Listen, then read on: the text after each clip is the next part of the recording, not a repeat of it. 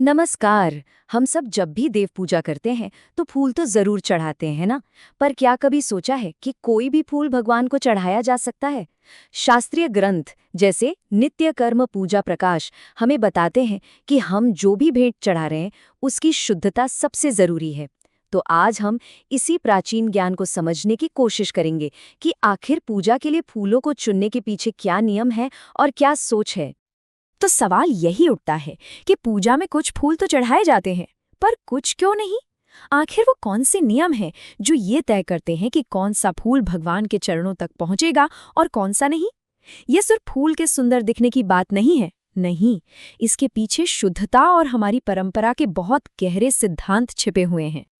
तो आज हम क्या क्या जानने वाले हैं। सबसे पहले देखेंगे कि कौन से फूल निषिद्ध हैं, मतलब जिन्हें नहीं चढ़ाना चाहिए।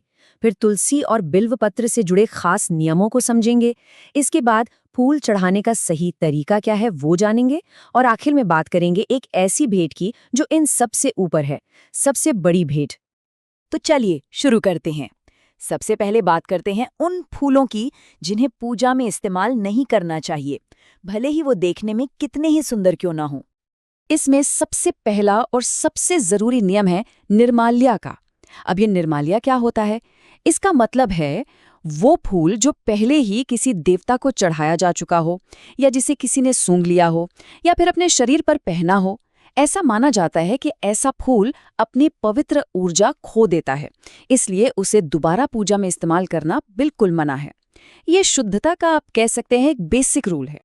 और देखिए, ये जानना बड़ा दिलचस्प है कि हमारे शास्त्र भौतिक शुद्धता पर कितना ज्यादा जोर देते हैं।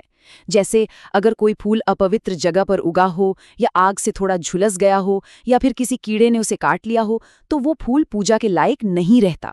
इतना ही नहीं, जो फूल देखने में सुंदर ना लगे, जिसकी पंखुड़ियां बिखर गई हों, या जो जमीन पर गिर गया हो, उसे भी नहीं चढ़ाना चाहिए।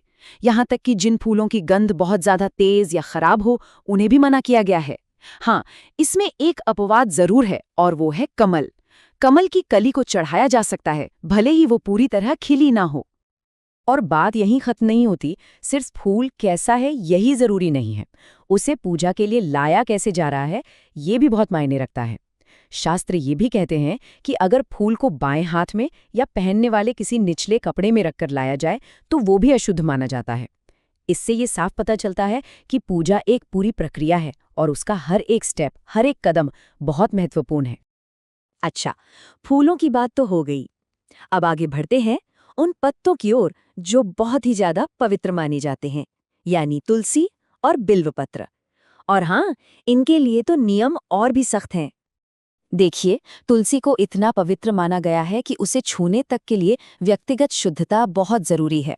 शास्त्रों में साफ साफ बताया गया है कि तुलसी के पत्ते हमेशा नहाने के बाद ही तोड़ने चाहिए, और वो भी बिना जूते पहने। अगर इन नियमों का पालन नहीं किया तो हमारी पूजा का फल नहीं मिलता।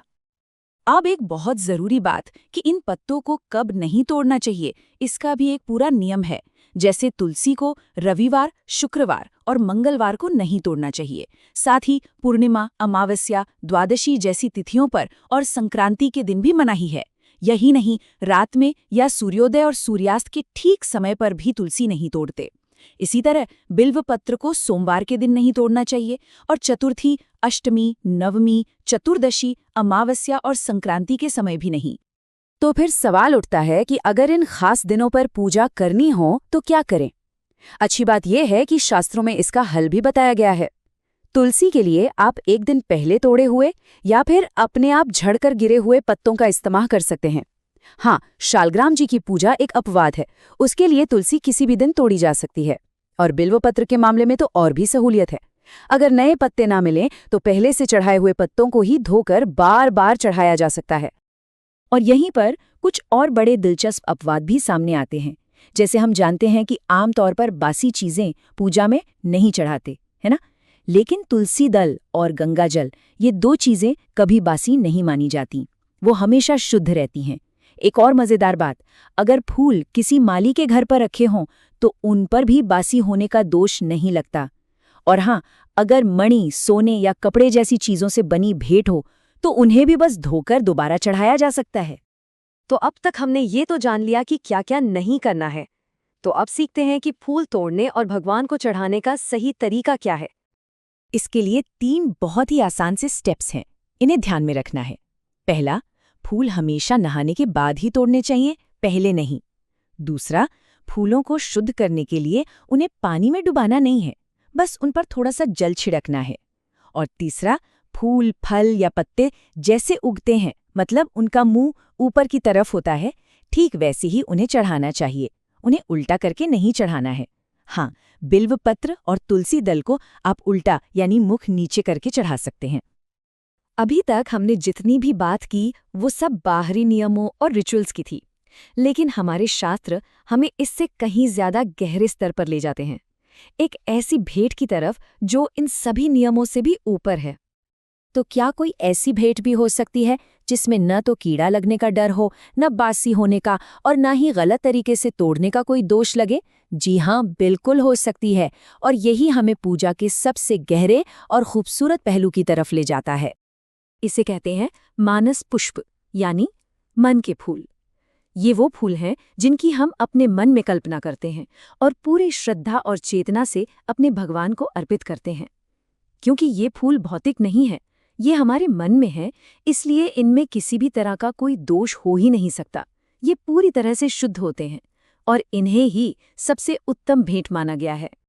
इस बात की अहमियत इस एक विचार से समझी जा सकती है कि हजारों बाहरी फूल चढ़ाने से जो पुण्य मिलता है, उससे कहीं ज्यादा पुण्य सिर्फ एक मानसिक फूल चढ़ाने से मिल जाता है। ये हमें कितनी बड़ी बात याद दिलाता है कि सच्ची भक्ति बाहरी चीजों या दिखावे में नहीं, बल्कि हमारे मन की सच्ची भावना में है।